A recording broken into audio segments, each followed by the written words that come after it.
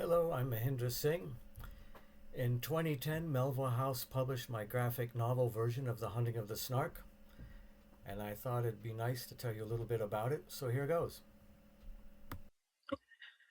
Doing the Snark as a graphic novel requires some sort of continuity or basic plot to keep things going, and for this Snark, I made the basic continuity the performance in a theater, an ongoing performance in a theater. Of course, you need some kind of material for this theater performance. And so what I did was basically plunder all the resources of art history, philosophy, literature, and especially surrealism to give ideas to flesh out the various metaphors and so forth that were in the story. The hardest part in doing a graphic novel or doing a poem like this as a graphic novel is coming up with basic ideas. And that gave me an enormous image bank to steal from, basically. So the theatrical performance begins with the Boots and the Bellman on a stage doing their little jig,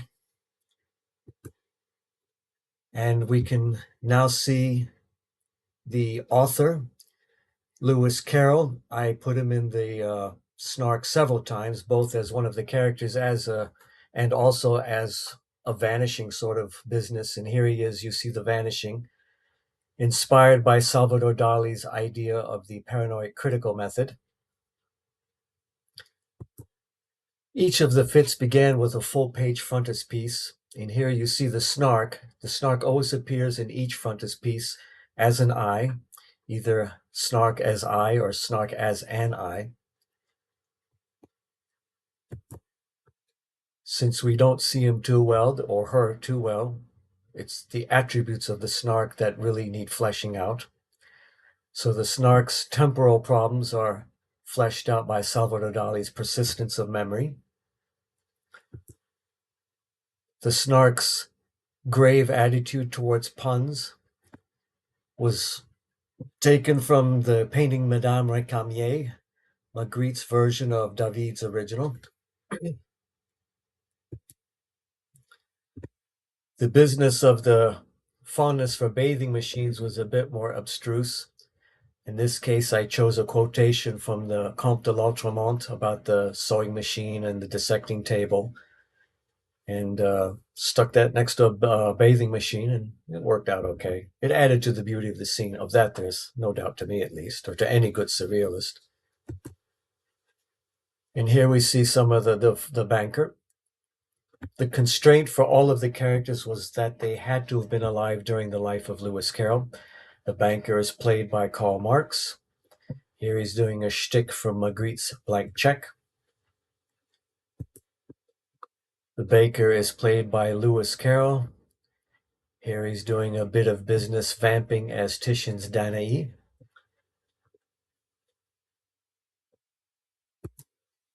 The barrister is played by Martin Heidegger, a philosopher for whom I developed a considerable antipathy in university. I made him every character inside the trial scene, which was itself based on the Gilbert and Sullivan operetta.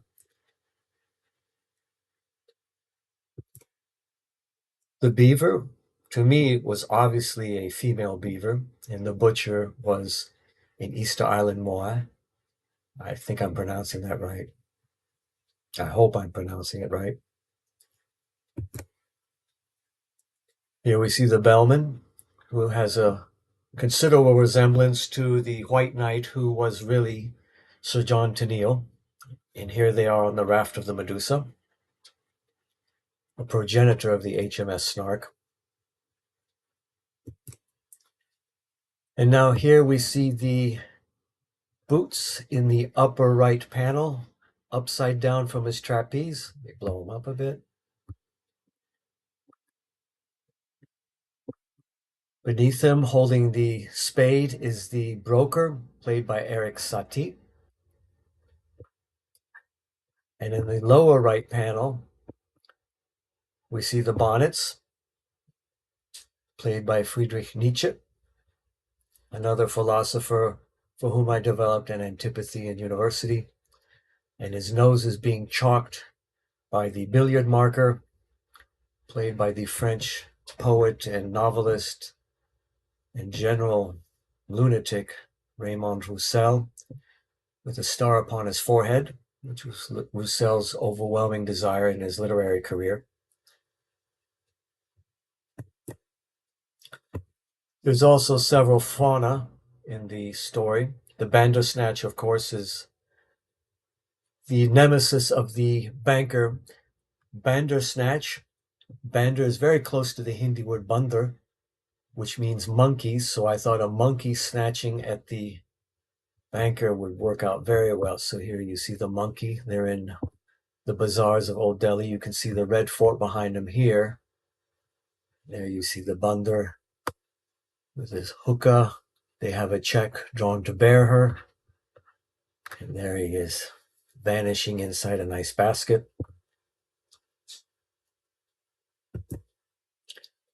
The Jub Jub was played by those hands doing that shadow on the wall business that the Victorians were so fond of.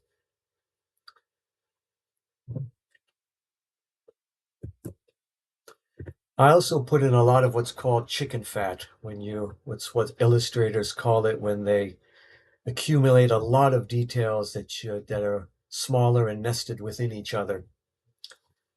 In this case, the 42 boxes of the baker are shown here on the beach. The scene is being painted by Douglas Adams, who was another aficionado of the number 42. He's playing out a scene from Magritte's The Human Condition. The general decor is taken from Carroll's photograph of Alexandra Exy Kitchens. The ideogram on the boxes is itself the Chinese ideogram, sometimes called Exy. I don't know how it's pronounced really. And Götz Kluge pointed out to me that this ideogram also means candle stub, which I didn't know at the time, which shows how Lewis Carroll really did know what he was about. So it's all tied together. In the distance, in the background, you can see the baker approaching the HMS Snark in a manner similar to Arnold Böcklin's Isle of the Dead.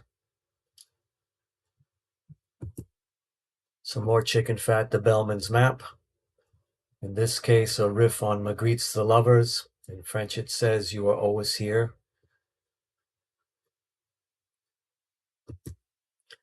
The Snark Hunter's Galdor. I called it the Galdor, the refrain that occurs throughout the poem. A Galdor is an Anglo-Saxon kind of charm set in verse. Not Lewis Carroll, T.S. Eliot said that they were designed to fetch a cow out of a bog or any similar military, amorous, or financial quandary, which is kind of the same thing that Carroll was aiming at, I suspect. There was some wordless panels in the Snark also.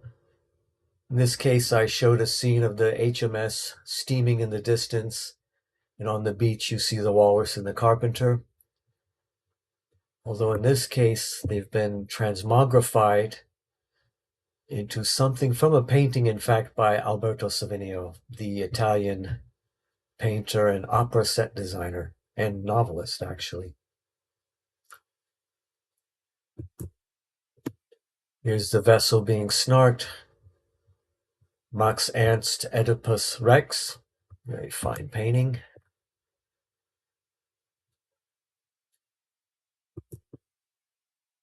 And here's another one of the frontispieces, this one to fit the seventh, the banker's fate, which in French would also say the banker's birthday.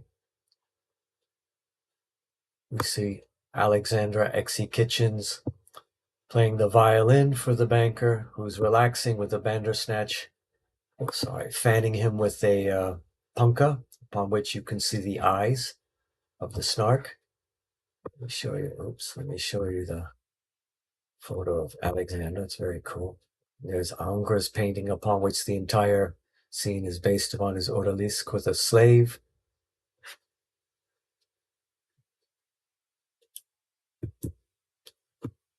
And here's the cover, my inspiration for the cover. A photograph by Denis Bellon of the Québécois surrealist Jean Benoit at a party in Paris in the 1920s. You can see his beautiful slippers with the talons. He was depicting Satan in this party. Here's another frontispiece, Fit the Fifth of Beaver's Lesson, in which case the beaver is playing a scene from Hieronymus Bosch's Temptation of St. Anthony, except that the beaver is playing the little animal that Bosch was so fond of with the funnel on its head. In this case, it's the beaver, and he's being tormented by the beaver. Also, is phantoms around him. Since I was explaining the snark with pictures, I also thought it would be fun to set up a blog, which I did for several years, explaining the snark, explaining my visual commentary with verbal commentary. The blog is still up, although I don't do much with it anymore, but it has a lot of recipes, useful links, anecdotes, and various surrealist tidbits, and my various diatribes against whatever I'm upset about at that moment. It's a very good time waste, especially if you're at work. And there you have it, my graphic novel version of The Snark, which was actually a rather successful book for me, I have to say. It sold out quickly, and the advance sold out also quickly. I think it's still available. Maybe it's remaindered now everywhere, but it's still available. And thank you so much for enjoying this snark with me.